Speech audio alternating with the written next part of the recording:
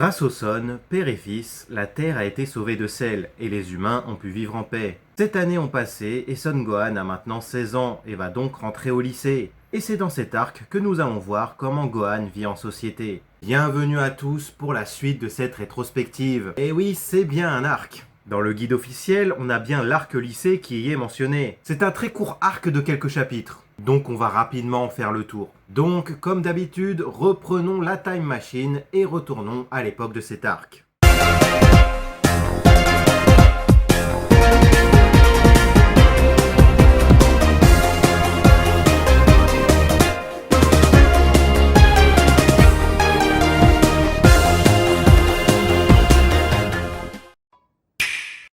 On se retrouve 7 ans après la défaite de Cell, où le monde est toujours en paix. On a une petite présentation du narrateur sur les événements qui ont eu lieu dans ce laps de temps. Il fait mention qu'il y a de plus en plus d'abrutis qui apparaissent pendant les périodes de paix, et que l'humain est ainsi fait. Je crois que c'est la première fois que le narrateur prend position, mais c'est marrant d'avoir ces petites phrases dans la narration. Une ville a été baptisée Satan City en l'honneur de Mr. Satan, car pour tout le monde, c'est lui qui a sauvé le monde. Et c'est dans cette ville-ci que va étudier Gohan. Maintenant qu'il a 16 ans, il ne peut plus rester étudier chez lui, surtout pour le métier qu'il veut faire. Donc il se rend au lycée Orange Star. On voit quand même qu'il est toujours contre l'injustice et arrête des voyous en se transformant en Super Saiyan pour ne pas se faire reconnaître. Il s'est fait nommer le guerrier doré et il a agi 3 fois dans cette ville. Il va faire la connaissance de la fille de Mr. Satan, Videl, qui est une anagramme de Devil, le diable. Si vous ne saviez pas, maintenant vous le savez. Et d'ailleurs, les camarades de lycée de Gohan ont un rapport avec les fournitures scolaires. C'est ça que j'aime dans les mangas, c'est que beaucoup de noms de lieux ou de personnages ont un rapport avec quelque chose. Et ça passe crème.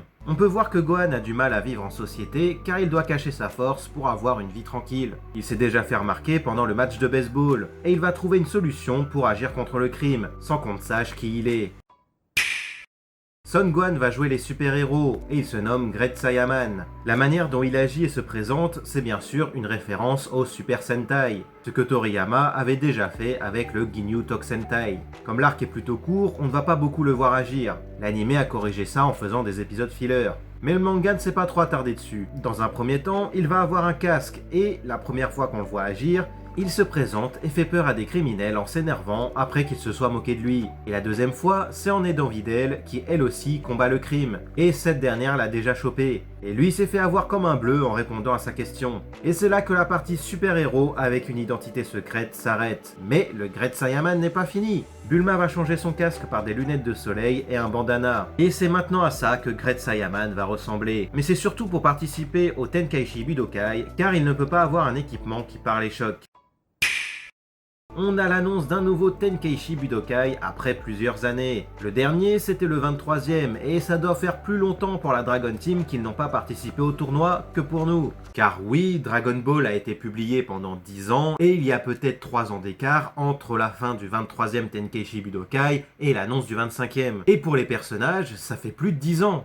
Donc Videl force Gohan à participer au tournoi, sinon elle révèle son identité. Donc le jeune homme n'a pas le choix de le faire. Et donc, c'est également le moment de parler des autres personnages de la team. Bulma est la première que l'on voit après Gohan. Elle est toujours à Capsule Corp et se met maintenant à fumer. Elle a créé la tenue de Great Saiyaman pour aider Gohan. Elle a l'air d'être plus posée, on n'a pas encore vu son côté sauvage. Par la suite, on voit Trunks, qui a bien grandi. Il a maintenant 8 ans et s'entraîne avec son père Vegeta. Et donc le prochain que l'on voit, c'est ce dernier. Il continue à s'entraîner malgré la période de paix. Il reproche à Gohan de ne pas le faire. Pourtant, à la fin de l'arc précédent, il avait dit qu'il ne combattrait plus jamais. Il a dû se passer quelque chose pour qu'il reprenne l'entraînement. C'est dans sa nature, sûrement. On le voit d'ailleurs plus tard s'entraîner avec son fils dans la salle de gravité. Et on voit qu'il est toujours habillé comme un terrien. Il se considère donc comme tel et habite avec Bulma. Je ne sais pas s'ils se sont rapprochés ou non, mais en tout cas, ils habitent ensemble. On voit ensuite Krillin, qui a maintenant des cheveux et qui ne combat plus. On voit qu'il habite toujours avec Kame Sennin. Il y a également C18, ancienne adversaire de la team. Elle a l'air de s'être mise avec Krillin. Oui, on sait très bien maintenant qu'ils sont ensemble, mais quand tu vois le chapitre comme ça, bah rien n'est dit. Car à l'époque, ça a dû être comme ça. Et on voit que Krillin prend la main d'une petite fille. On sait maintenant que c'est la sienne. Mais pour revenir dans le contexte de l'époque, on suppose que c'est sa fille qu'il a eue avec ses 18. Ça a dû fuser à l'époque. On voit également Kame Sennin qui lui ne change pas. On voit également Piccolo et Dende qui, à part ce dernier qui a un peu grandi, n'ont pas vraiment changé. Et on voit Chichi qui, elle, a changé. C'est surtout sa coupe de cheveux et ses vêtements qui ont changé. Elle a certes vieilli, mais elle fait toujours jeune. Elle est loin à l'époque où ils étaient enfants.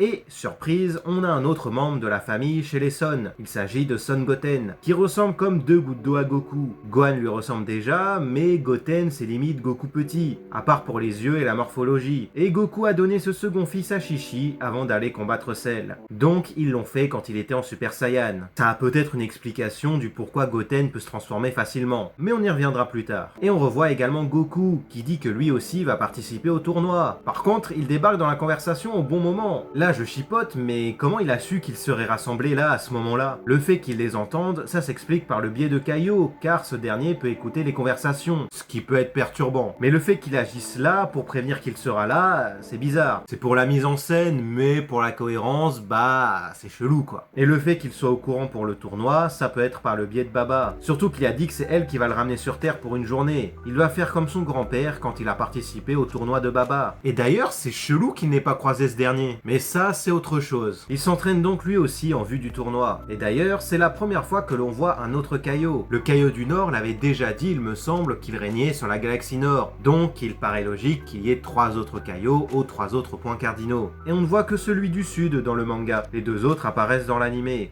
Donc, la partie lycée est terminée, car Gohan va louper des cours pour s'entraîner.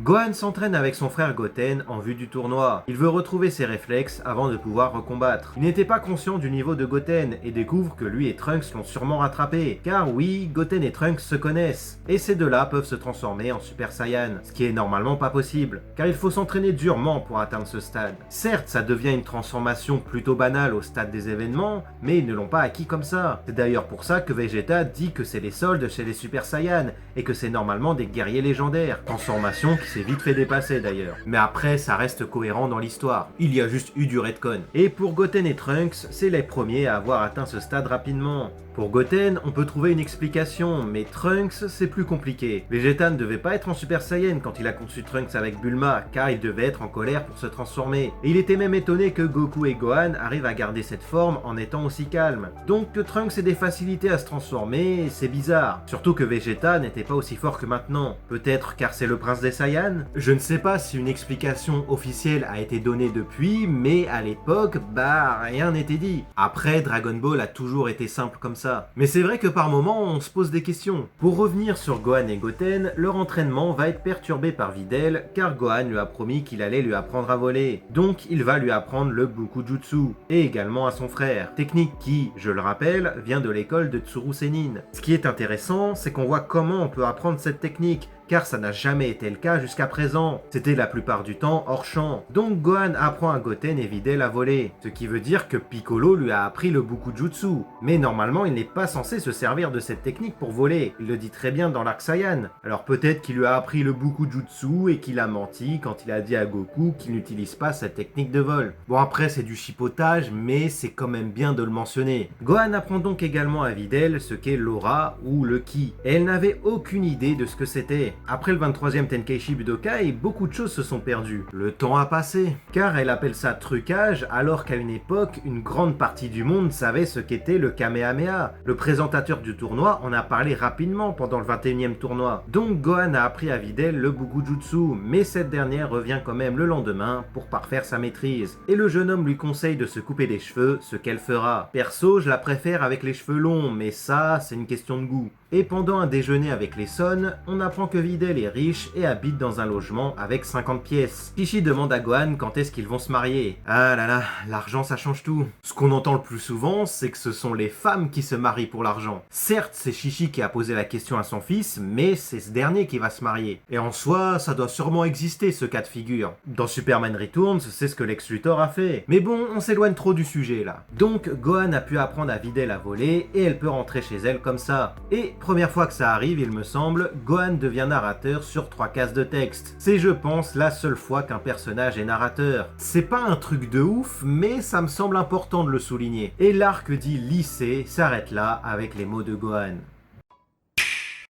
C'est un arc très court qui ne dure que 9 chapitres, du 421 au 429. C'est un arc complètement différent du dernier. On revient dans le plus léger avec de la tranche de vie. Je pense que Toriyama voulait se diriger vers là, car sur la page de couverture du chapitre 421, il est annoncé que, comme Goku est mort, c'est Gohan qui devient le héros. Et en commençant comme ça, on voit bien que rien n'annonçait un nouveau Tenkaichi Budokai. On retrouve même le brisage de 4ème mur. Je sais même pas si ça se dit brisage. Les commentaires seront là pour me corriger de toute façon. Et à l'époque, comme ça sortait par chapitre, Gohan ne disait pas la page suivante, mais la semaine prochaine. Et c'est vrai que ça fait plaisir de retrouver ce genre d'humour, même si c'est qu'une seule fois. Et même le voyou repose la question. Ce qui est bien aussi, c'est de retrouver Kintoon qui avait disparu après l'arc Freezer. C'est maintenant Gohan qui l'utilise comme son père avant lui. Alors qu'en soi, il n'en a pas besoin. Dans l'arc même, il le montre. Mais je pense que c'était pour remettre la nostalgie des débuts. Et aussi pour que Gohan ne s'épuise pas et qu'il ne se fasse pas remarquer. Bon, là où il a atterri la première fois qu'on le revoit, c'est pas très discret. Et si quelqu'un regarde dans le ciel, il se fait remarquer facilement. Mais bon, c'est du chipotage. Le fait qu'un nouveau Tenkaichi Budokai soit annoncé, ça a été fait en cours de route. On sait que Toriyama improvisait beaucoup, et là, ça a sûrement été le cas. Et il me semble que ça a été confirmé officiellement, car l'audience était en baisse. En même temps, les derniers arcs de DB à ce moment-là étaient complètement différents. Et c'est vrai que changer de registre comme ça ne plaît pas à tout le monde. Personnellement, ça aurait dû être le dernier arc. Parce qu'il me semble qu'à la base, Toriyama voulait faire en sorte que l'arc Cell soit le dernier. Car en soi, les arcs des personnages étaient terminés. Et faire un arc qui complète l'histoire avec un monde en paix, c'était vraiment une idée intéressante. Mais l'idée d'un Tenkaichi Budokai est aussi intéressante, car ça faisait longtemps qu'on n'en avait pas eu. Et tu pouvais aussi très bien conclure là. Et l'histoire, on la connaît. On voit que ça voulait vraiment se diriger vers la tranche de vie. Vu comment tout était mis en scène, Toriyama voulait s'amuser. Et c'est ce qui va se passer avec l'arc-bout, mais on en reparlera dans la vidéo dédiée. Ça existait déjà la tranche de vie avec d'autres mangas comme Ranma 1/2 ou le début de Yu Yu Hakusho.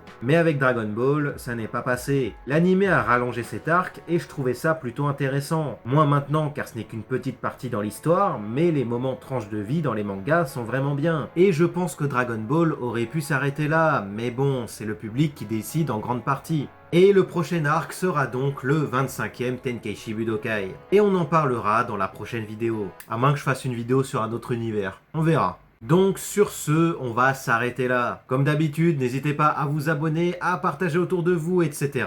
Et on se dit à la prochaine. Ciao!